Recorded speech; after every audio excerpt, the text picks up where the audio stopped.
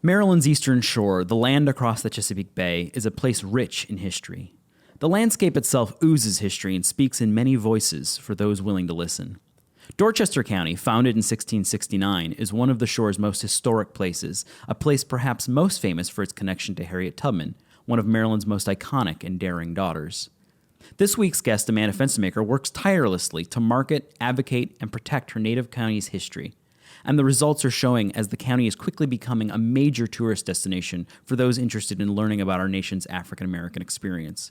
Join us this week for a journey to the Eastern Shore, a teaser for a real road trip you'll certainly want to make on your own very soon on this week's PreserveCast. From Preservation Maryland Studios in the historic Podcast District of Baltimore, this is PreserveCast. Oh, my Maryland, oh, you're carrying my heart on your sleeve. You're giving me everything I want, making it hard to ever leave.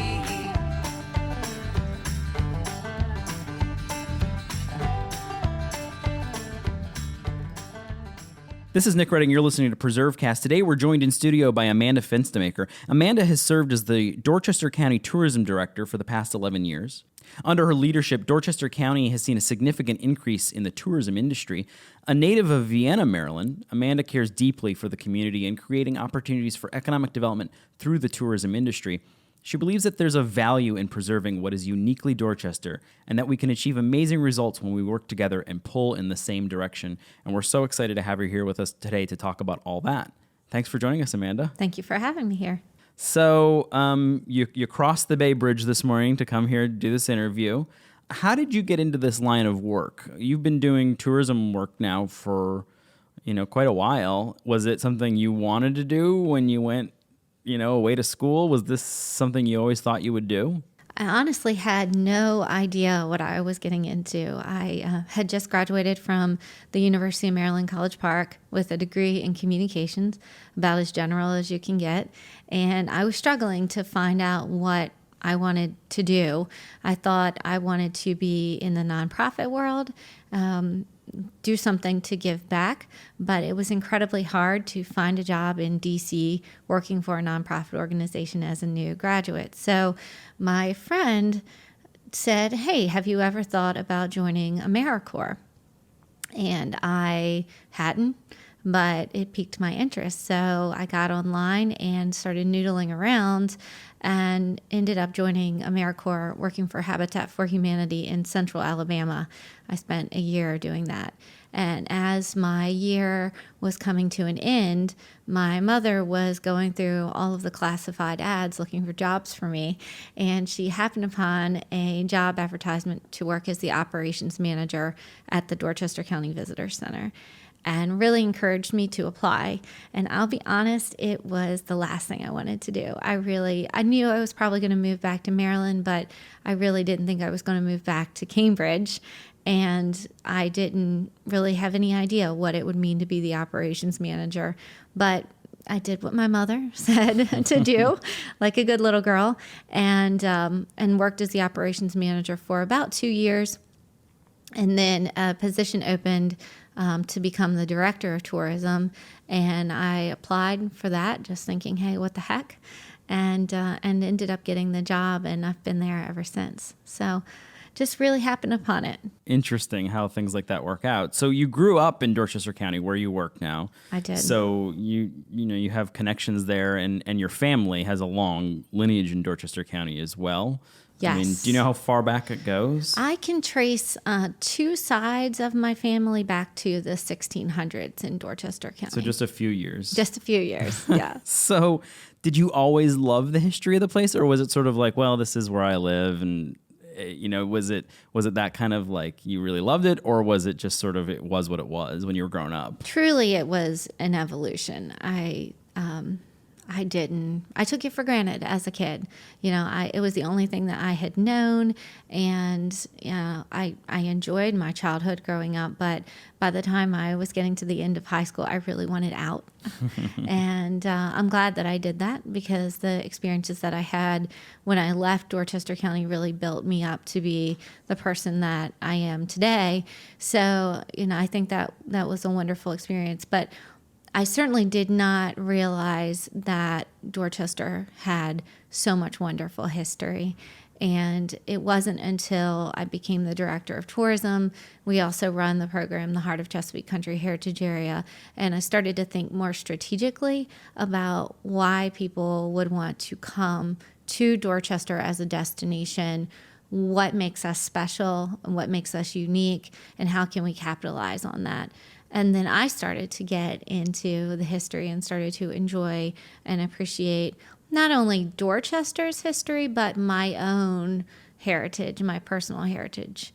Yeah, and as we were talking before the interview, you were sharing with us that, your grandmother is 100 years old, still living in Dorchester County, and what a connection to the past there, just even personally. Yes, I mean, she is so sharp, and she grew up in Cambridge, and remembers a great deal about Cambridge in the 1930s, 40s, and 50s. Cambridge was a hopping place, actually was a stop on the Chitlin circuit, and saw a lot of big name jazz performances. And my grandmother remembers that, and she remembers it fondly. And some of our greatest conversations have been, well, what this block looked like, or what did this block look like, or what happened in that building, so it's been very fun to reminisce with her. So another big figure, obviously, in Dorchester County history is Harriet Tubman, which we're going to talk all about, because you've done a tremendous amount of work with that, and that really has become sort of a starring piece of Dorchester's tourism trade and getting people to come and learn that story there. Did you know about Harriet's connections growing up? Or was that just not as big a deal then? So I read about her in a history book, and I really did not know that she was born in Dorchester County again until coming back home and diving into our opportunities in tourism development planning. It wasn't until that point in my life that I realized that she was actually literally born in Dorchester County. It's pretty crazy. Kind of crazy, and hopefully current kids in Dorchester are learning something slightly different because of everything that's been done in the county to date. Even just in your tenure in tourism, things have really changed. And so what does your job look like on a day-to-day basis? Like, what kind of work because you, as you mentioned before, you split your work between sort of just tourism, and then you also run the heritage area itself, which they're compatible, but they sort of do different things. What kind of work are you doing? So how I like to explain our office to people is that we're just like any business. We have, if you think about Apple, they have a product development end and they have a marketing end, and they have people that are busy coming up with all the new gadgets that we're going to buy and enjoy as consumers. And then you have people who are figuring out how to convey that message. And it's the same thing in our office, slightly different with less resources. Not a $1 trillion company. Not a $1 trillion budget, but we have the Heritage Area program, which is very much the product development end. It's the mechanism in which we are able to develop new things, such as events, brochures, exhibits, that the visitor or the consumer will come and enjoy. And then we have the marketing side, where we're talking about how that gets translated into the market. How do we take these products and we make it something that people know about? So my day-to-day life is very much this balance of projecting into the future as to what are we going to need in terms of product, and what resources are we going to need in order to get there. What partnerships do we need? Helping people understand that it would be a good thing for our community, and then also in charge of all of the messaging. And we work with a tremendous firm, Chop Tank Communications, where they've really gotten us to a point of being proactive in our messaging, and really thinking and forecasting forward about our content, and what's going to resonate with people, and how are we talking to people. So speaking of what resonates and the content, I mean, Harriet Tubman has been a huge piece of all of this and is, I would imagine, and we're going to talk about this, driving thousands of people to come to Dorchester County to learn about her story. So you have the Harriet Tubman Byway. You have now an actual national park. How long has that been open? What's the story there? What role have you played in seeing that all come together? Sure. So I always like to tell people that the Tubman Initiative, which is comprised of State Park, National Park, Byway, has really been going on for 30 plus years. It started with a grassroots organization that just knew about Tubman and felt very strongly that her legacy needed to be preserved and interpreted. And they had wonderful ideas. I mean, many of the ideas that we've been able to put into play over the last 10 years actually started with that small grassroots organization. But what they did that was so important is they just never gave up. So they kept on talking about their ideas. They kept on, meeting people and networking. And, over the years and over three tourism directors, work had been done to lay the framework, lay the groundwork for what this entire initiative could look like. So I feel like it's very important to start with that, because many times, people have just an inkling of an idea, but no resources. And I really want to encourage people that you can do great things if you just continue to talk about it and network. And if you don't care who gets the credit, type of thing, because we certainly had a number of organizations come to the table when putting the visitor center online. So the Byway was the first thing to be developed, and the reason that was developed is that we would have people coming into the Dorchester County Visitor Center. They knew that Harriet Tubman was born in Dorchester County, and they wanted to experience her.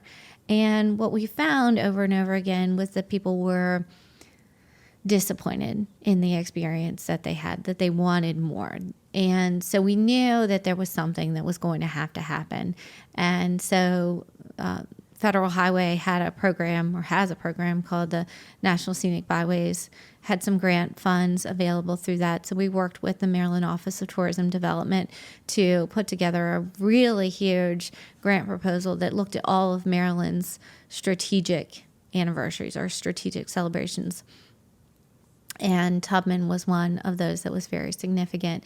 And so through that grant, we were able to establish a web presence, get an audio guide up and running, install about 15 byway markers, and do a brochure.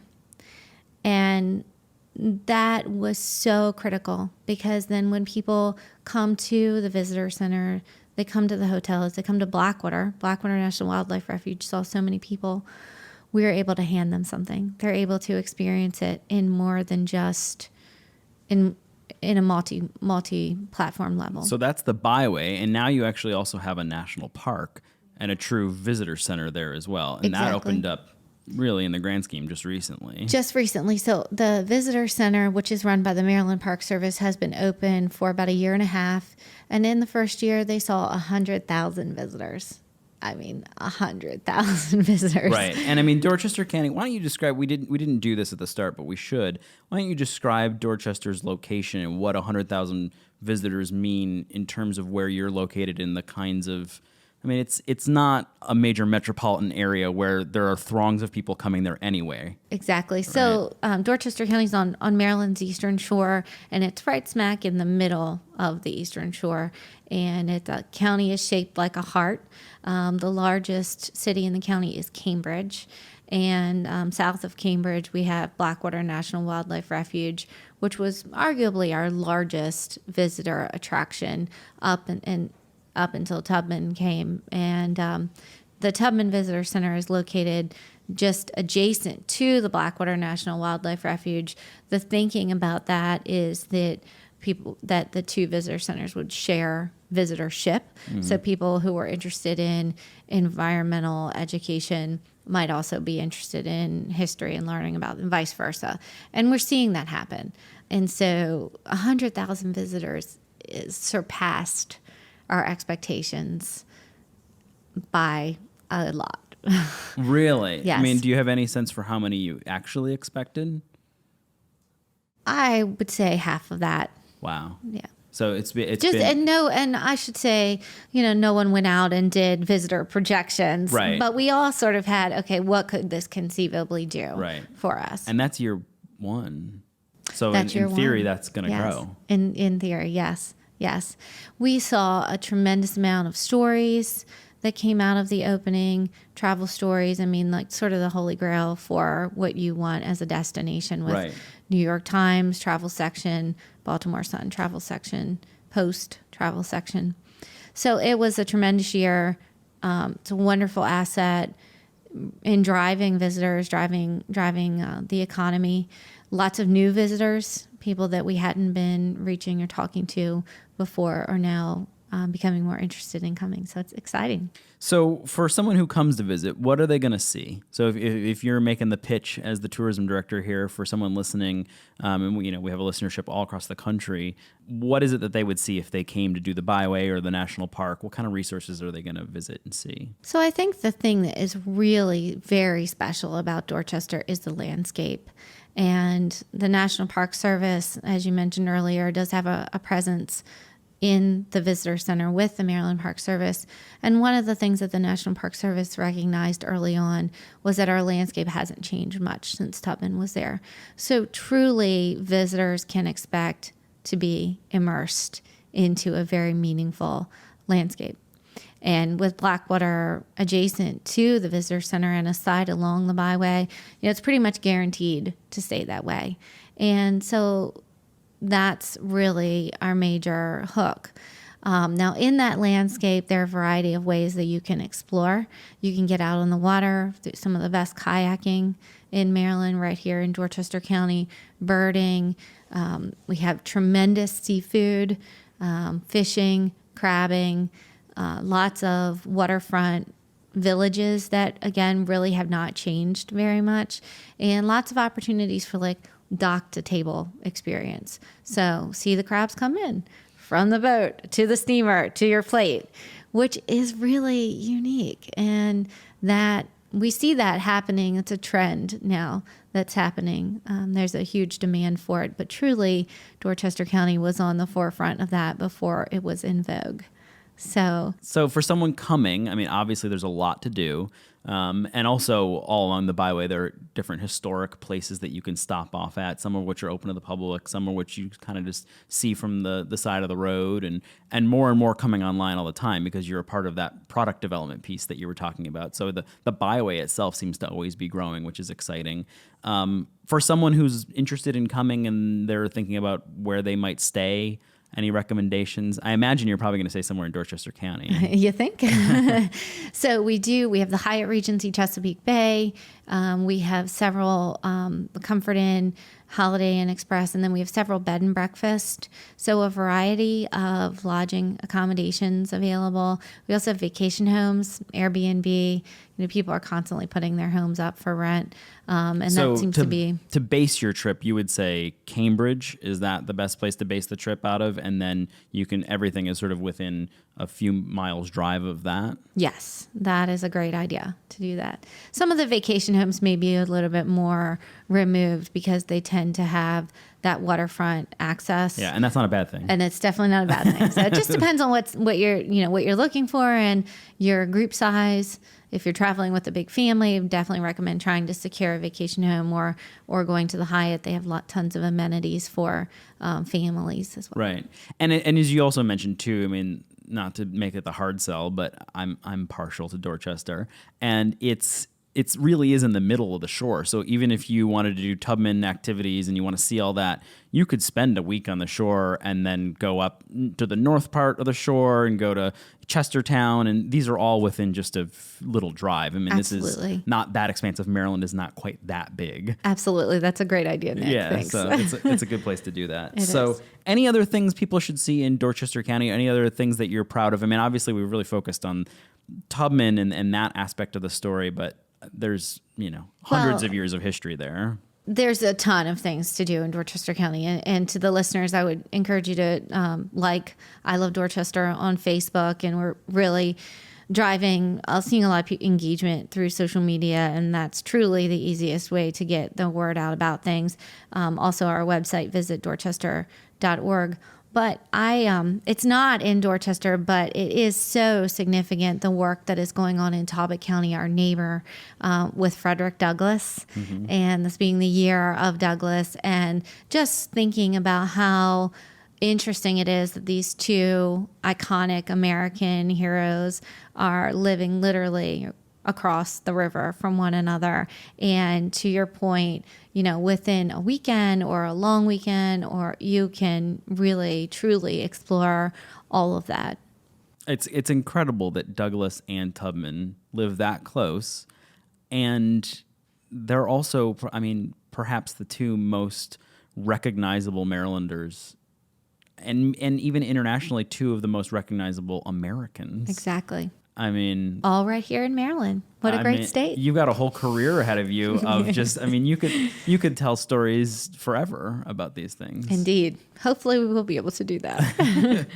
So, you mentioned best place to find out more information, visit dorchester.org, and then also I Love Dorchester on Facebook. Yes. And that's a great way to do that. If people come in, over the Chop Tank, there's a great visitor center there. I believe that's where your Exactly. office is. Yep. And so you can drop in and get the brochures, get the byway information. Is there an app for the byway too? There is an app, Harriet Tubman Byway, with the Finding a Way to Freedom logo. So even if you're just interested in this and you live afar and are planning a trip, you can take a look at that and really get a sense even before you come out. Definitely. And there is a special in harriettubmanbyway.org or .com. That's a great place for Tubman specific information as well. Yeah. So, all right, before we leave, most difficult question. These have all been the softball ones. Your favorite historic place or site? That's actually an easy one, Nick. You mentioned her earlier on in the show, and that would be my grandmother's farm. That is my very special in my heart. I grew up there as a kid. Nothing particularly remarkable about it, but the walls have many memories for me, and not only for me, but my grandmother who's 100, my family, my dad, my aunts, my uncles, and that's really the stuff that makes life rich, is just your being around the people that you love and creating those fabulous memories. Yeah. Well, the passion for history is strong with you and recognizable, and we appreciate all the good work that you're doing to not only develop that content and help protect these places, but also get people to come and see it. They're both equally important, and obviously the proof is in the numbers of people coming out to see it. So something is going very well in Dorchester County. Thank you. And thank you so much for joining us today. It's been great. Thank you for having me.